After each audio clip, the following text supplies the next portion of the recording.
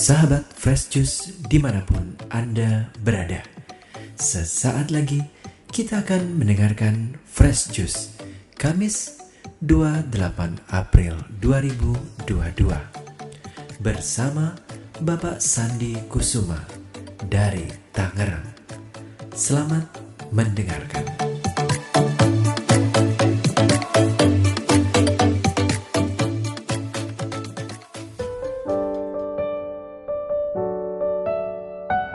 Para pendengar dan pewarta Daily Fresh Juice, sebelum ditangkap dan dimasukkan ke dalam penjara, dan sebelum Yesus memulai karya penyelamatan di dunia ini, Yohanes Pembaptis adalah nabi besar, nabi yang menyambungkan perjanjian lama dan perjanjian baru.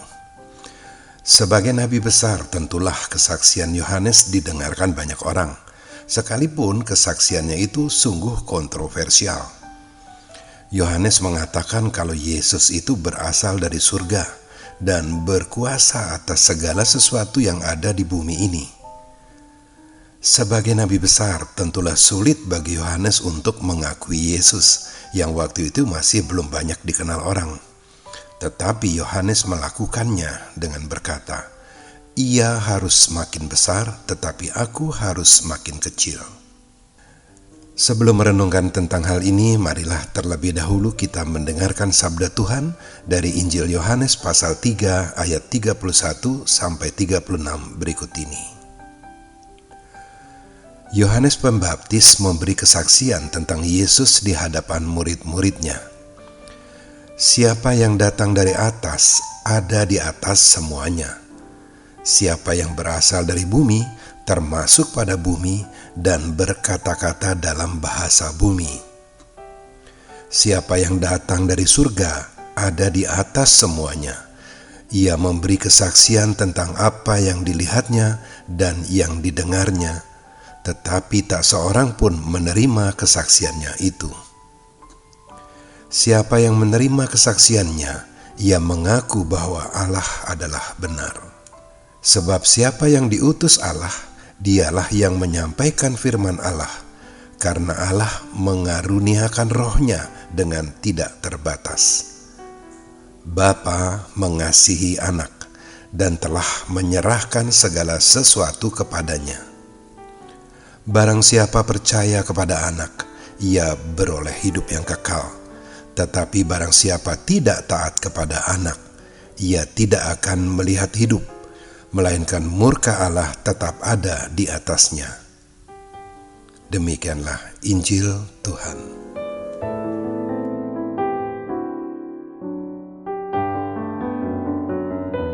Para pendengar dan pewarta Daily Fresh Juice, bacaan Injil hari ini berisikan kesaksian Yohanes Pembaptis tentang Yesus.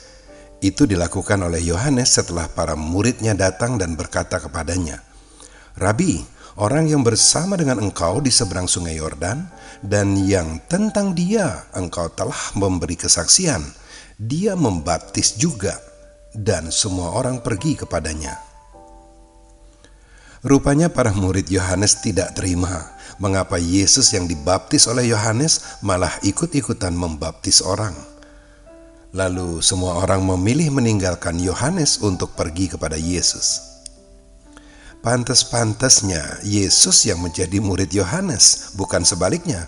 Yohanes malah sangat merendahkan diri di hadapan Yesus, sesuatu yang mereka pikir sebagai hal yang sangat memalukan. Masa gurunya sampai berkata, "Membuka tali kasutnya pun aku tidak layak." Ini jelas para murid Yohanes tidak faham siapa sesungguhnya Yesus. Maka Yohanes memandang perlu memberikan penjelasan kepada para muridnya itu.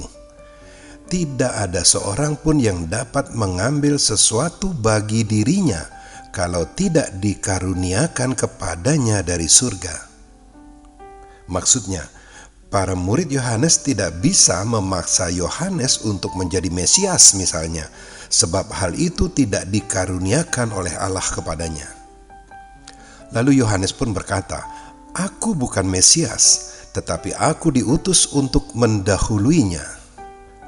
Lalu lebih jelas lagi Yohanes menggambarkan kalau ia adalah sahabat mempelai laki-laki. Ia bukan sang mempelai. maka tidaklah pantas ia mengambil mempelai perempuan untuk dirinya sendiri. Sebagai seorang sahabat, tentulah Yohanes bersuka cita ketika mendengar suara mempelai laki-laki yang tak lain adalah sahabatnya. Yohanes bersuka cita karena apa? Ya, tugas utama yang mesti ia pikul adalah mendahului Mesias untuk membukakan jalan baginya. Jika ia mendengar suaranya, artinya Sang Mesias sudah tiba dan tugasnya sebentar lagi akan rampung. Itulah alasannya mengapa Yohanes berkata, "Itulah sukacitaku, yang sekarang sukacitaku itu penuh. Ia harus makin besar, tetapi aku harus makin kecil." Dan memang benar, tak lama setelah itu Yohanes dijebloskan ke dalam penjara, mendekam di situ sampai akhirnya kepalanya dipenggal sebagai uang tip untuk seorang penari. Sungguh mengenaskan. Sebagaimana yang ditulis pada bacaan Injil hari ini, Yohanes Pembaptis mengajarkan kepada para muridnya tentang 3 hal penting.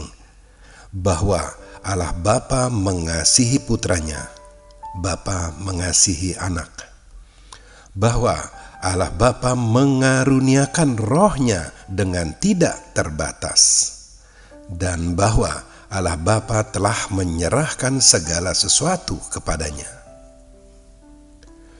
Allah Bapa mengutus putranya turun ke dunia bukanlah untuk membuang atau mengasingkan putranya dari kerajaan surga, bukan mendubeskan seperti yang konon dilakukan penguasa pemerintah untuk membuang pejabat yang tidak disukainya, mengirimnya menjadi dubes di tempat yang jauh dan terpencil.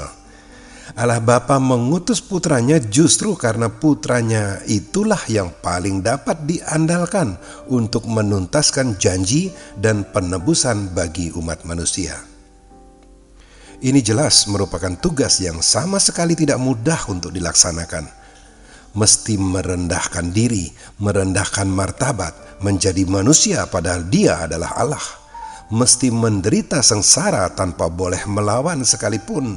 Sesungguhnya itu hal mudah untuk dilakukan.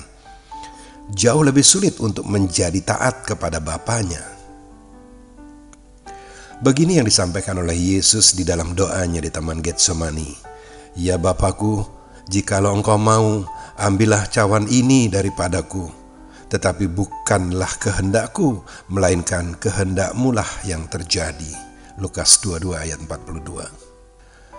Oleh karena tugas yang maha berat inilah, maka Allah Bapa mengaruniakan rohnya dengan tidak terbatas kepada putranya, serta menyerahkan segala sesuatu terkait urusan manusia dan dunia kepada putranya. Tidak ada keraguan-raguan dari Allah Bapa untuk menyerahkan semuanya itu kepada Allah Putra. Tidak takut post-power syndrome, tidak khawatir sang anak akan melenceng, apalagi sampai durhaka lalu menjadi iblis. Itu semua karena Allah Bapa mengasihi anak dan karena Bapa percaya kepada anak. Menyerahkan segala sesuatu kepada seseorang bukanlah perkara gampang, kecuali kalau kita mengasihi orang itu serta menaruh kepercayaan penuh terhadap orang itu. Para pendengar dan pewarta Daily Fresh Juice, sebagai seorang ayah tentu saya dapat memahami urusan serah terima dan urusan kepercayaan ini. Ada banyak hal yang menghalangi ayah untuk melakukan seperti yang dilakukan oleh Allah Bapa. Anak bisa jadi berbohong tentang suatu hal karena takut dimarahi, maka ia memilih berbohong saja. Bisa jadi juga karena masih belum cukup dewasa, maka anak bisa jadi keliru menjalankan warisan dari orang tuanya itu. Orang tua dengan mudah menemukan 1000 alasan untuk tidak mempercayai anaknya. Selama bertahun-tahun saya berusaha menanggulangi urusan ayah anak ini. Terlebih lagi, relasi saya dengan anak-anak itu adalah relasi one to many. Karena saya punya 4 anak dan keempat anak saya itu punya ayah yang satu dan sama. Ada banyak nasihat dan pengajaran yang saya terima dari berbagai sumber, tetapi tidak semua nasihat orang itu cocok dan baik untuk saya terapkan di keluarga saya. Anak mesti dilatih untuk disiplin dan patuh kepada orang tuanya misalnya. Lah, apa iya kepatuhan ataupun disiplin itu bisa dipaksakan?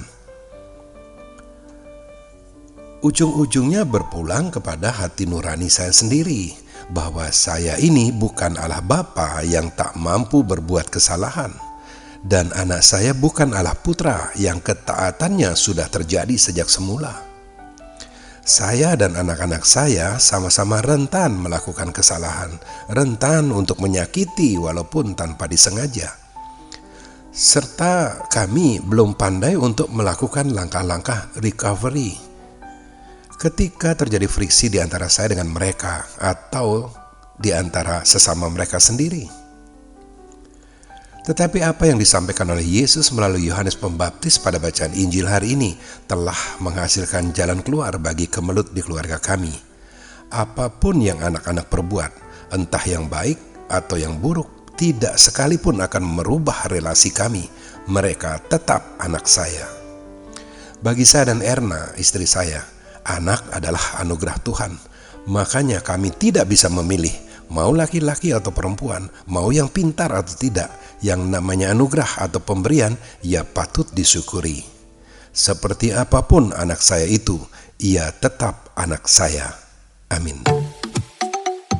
Sahabat Fresh Juice, kita baru saja mendengarkan Fresh Juice Kamis 28 April 2022. Terima kasih kepada Bapak Sandi Kusuma untuk renungannya pada hari ini. Sampai berjumpa kembali dalam Fresh Juice edisi selanjutnya. Jaga kesehatan dan salam Fresh Juice.